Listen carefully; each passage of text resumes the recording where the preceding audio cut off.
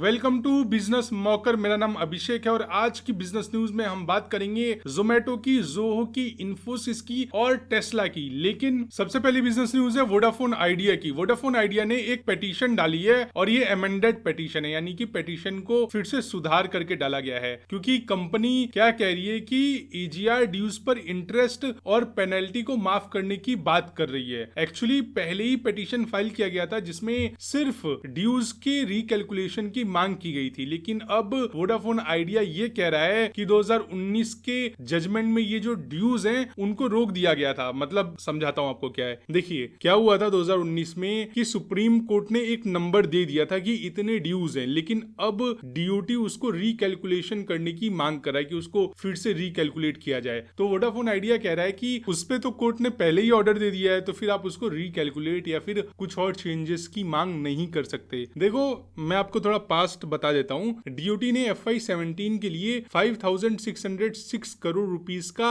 नया demand race किया था, आप समझ रहे हो, और उसी डिमांड को वोडाफोन आइडिया इस वक्त चैलेंज कर रहा है। और सबसे मजेदार बात यह है कि वोडाफोन आइडिया के अंदर सरकार का 48.99% इक्विटी भी, और वहीं पे डिपार्टमेंट ऑफ टेलीकम्युनिकेशन भी गवर्नमेंट का ही है। तो ये बात आप मेरी ध्यान रखना, जिस दिन इसका फाइनल फैसला हो जाएगा उस दिन या तो ये शेयर बिल्कुल ऊपर जाने वाला है या तो ये शेयर बिल्कुल जीरो भी हो सकता है, क्योंकि जो वोडाफोन आइडिया की हालत है ना वो बहुत ही नाजुक है और ये एक तरीके का पावर इंजेक्शन है जो सही से लग गया तो वोडाफोन आइडिया के शेयर्स प्राइसेस में थोड़ी सी उछाल आ सकती है, और अगर इंजेक्शन गलत लग गया, ये जो एजीआर ड्यूज का पूरा मामला चल रहा है, अगर वो वोडाफोन आइडिया के खिलाफ आ गया तो फिर शेयर के प्राइसेस और ज्यादा नीचे जा सकते हैं। तो बहुत ही सावधान रहें इस इन्वेस्टमेंट को लेकर के। अगर आपको लगे तो आप अपने फाइनेंशियल एडवाइजर की सलाह भी जरूर लें। और हाँ, अब ये जो केस है उसकी अगली सुनवाई 6 अक्टूबर को होगी, तो आप अगर चाहते हो कि उस सुनवाई का आपको भी न्यूज मिले तो हमें सब्सक्राइब करके बेल आइकन पे हिट कर लीजिए। अगली बिजनेस न्यूज है भूटान की, और ये पहली बार हो रहा है जब इंडिया और भूटान ये दोनों रेल के थ्रू जुड़ने जा रहे हैं, और इसका जो टोटल आउटले है वो 4033 करोड़ रुपीस का होगा। और अगर मैं आपको बताऊं तो भूटान को इंडिया के 1.5 लाख किलोमीटर रेल नेटवर्क से कनेक्ट किया जाएगा, और ये जो कनेक्टिविटी है वो भूटान के ट्रेड और इकोनॉमी के लिए गेम चेंजर होगा, क्योंकि इंडिया इस वक्त भूटान का सबसे बड़ा ट्रेडिंग पार्टनर है। और देखा जाए तो इंडिया अपने 2 सिटीज कह लो या फिर स्टेट्स कह लो उसके साथ भूटान की कनेक्टिविटी को कर रहा है। पहला तो असम हो गया और दूसरा वेस्ट बंगाल, तो काफी अच्छी चीज है। देखते हैं फ्यूचर में इसका इंडियन इकोनॉमी के ऊपर क्या फर्क पड़ता है। अगली बिजनेस न्यूज है जोमेटो की, और जोमेटो ने क्या डिसीजन लिया है, मतलब बहुत मजेदार प्रोडक्ट डेवलपमेंट हुआ है। वैसे तो ये फीचर जोमेटो के अंदर ही है, बट मैं खुश इसलिए हूँ इतना ज्यादा क्योंकि मैंने कभी सोचा नहीं था कि जोमेटो को और भी बेटर बनाया जा सकता है। एज अ एंटरप्रेन्योर मैं इस चीज को लेकर के बहुत ज्यादा खुश हूँ। अब अपडेट किया हुआ है जोमेटो में, मैं आपको वो बताता हूँ, और एज अ इन्वेस्टर आपको भी ये जो नया फीचर है वो बहुत पसंद आने वाला है। हुआ ये कि जोमेटो पर अब लॉन्च किया गया है हेल्दी मोड। अब ये क्या होता है हेल्दी मोड में? अब सिर्फ आपको क्रेविंग नहीं बल्कि बॉडी के लिए जो सही खाना है उसको भी चूज करने में काफी ज्यादा इजी होने वाला है। अब कैसे, मैं वो बताता हूँ। पहले तो आप ये समझ लो कि ये जो फीचर है वो गुरुग्राम से शुरू हुआ है, और इसमें हर एक डिश का एक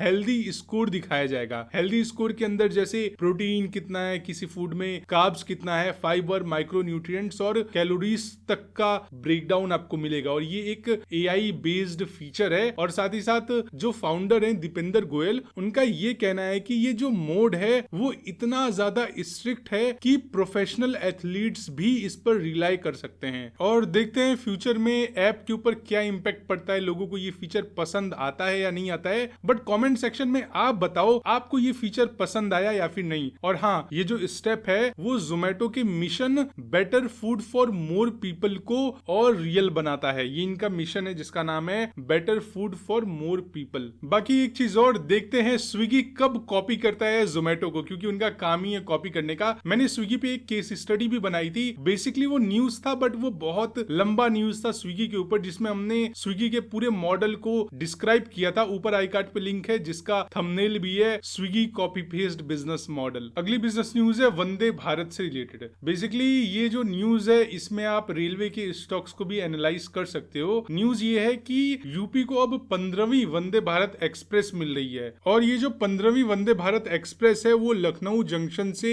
सहारनपुर रूट पर चलेगी। अभी राज्य के अंदर मतलब ऑलरेडी स्टेट के अंदर 14 वंदे भारत ट्रेन चल रही हैं जो कि 20 से ज्यादा शहरों को जोड़ती हैं और ट्रेवल टाइम भी काफी ज्यादा कम करती है। और ये जो नई semi high speed train northern railway zone operate करेगा वो आप जानते ही हो, उसमें मॉडर्न फैसिलिटी है, ऑटोमेटिक डोर्स, रिक्लाइनिंग सीट और सबसे इंपॉर्टेंट वो कवच सेफ्टी सिस्टम्स और मिनी पेंट्री के साथ आता है। और कवच के बारे में अगर आप नहीं जानते तो आप इस पे थोड़ा सा रिसर्च कर सकते हो। बाकी असली मजा तो तब आएगा जब इंडिया के अंदर बुलेट ट्रेन आएगी, क्योंकि ये जो वंदे भारत है सेमी बुलेट ट्रेन जिसको कहते हैं, उसकी स्पीड कुछ नहीं है, वो राजधानी की स्पीड से ही चलती है। सिर्फ फर्क इतना है कि बाकी की ट्रेन को रोक दिया जाता है वंदे भारत को पास ऑन देने के लिए। अगली बिजनेस न्यूज है इन्फोसिस की। इन्फोसिस ने बाईबैक अनाउंस किया है और ये बाईबैक होगा 18,000 करोड़ रुपए का, जिसका ई वोटिंग 6 अक्टूबर से 4 नवंबर को होगा। और IIFL की बात करें तो IIFL कहता है कि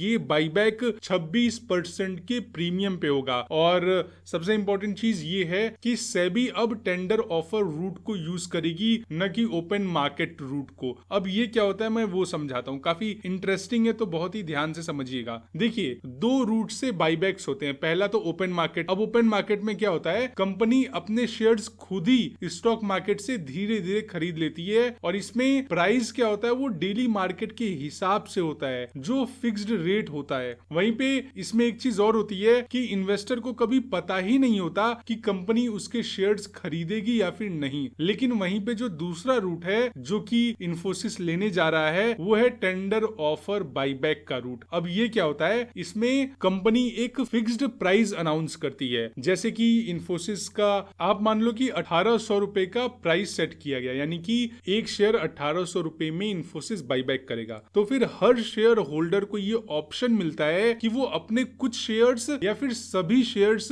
उस प्राइस पर कंपनी को बेच दें। अगर ज्यादा लोग ऑफर करते हैं तो फिर प्रोपोर्शनेट अलॉटमेंट भी होती है। तो काफी इंटरेस्टिंग चीज है। अब अगर मैं इस पूरे वाक्य को शॉर्ट में समझाऊं तो आप ये कह सकते हो कि पहले इन्फोसिस मार्केट से शेयर खरीदती थी, मतलब ओपन मार्केट रूट का यूज करती थी, पर अब सेबी रूल्स के वजह से सिर्फ टेंडर ऑफर रूट ही अलाउड है। यानी कि अब इन्वेस्टर्स को एक फेयर चांस मिलता है फिक्स्ड प्राइस पर पार्टिसिपेट करने का। अगली बिजनेस न्यूज है जोहो की। और जोहो तो आजकल बहुत ही ज्यादा लाइमलाइट में चल रहा है, क्योंकि अभी रेलवे मिनिस्ट्री ने भी ये अनाउंस किया था कि अब हम सारे प्रोडक्ट्स जोहो के ही यूज करेंगे, हम फॉरेन कंपनीज के प्रोडक्ट्स नहीं यूज करेंगे, जैसे MS Excel, MS Word, ये सारी चीजें या कुछ और भी सॉफ्टवेयर। हालांकि डिटेल न्यूज तो मुझे नहीं पता क्योंकि ये न्यूज दूसरी है। ये न्यूज है अटराई की। अटराई दोबारा से स्पॉटलाइट में आ गया है क्योंकि एप्पल स्टोर पे ये टॉप पे है और अगर आप गूगल प्ले स्टोर पे देखोगे तो वो 100 की रेस में है। अब ऐसा हो क्या रहा है, देखिए PM मोदी ने स्वदेशी का जो पूरा अभियान चलाया था, साथ ही साथ मिनिस्टर्स के इंडोर्समेंट के बाद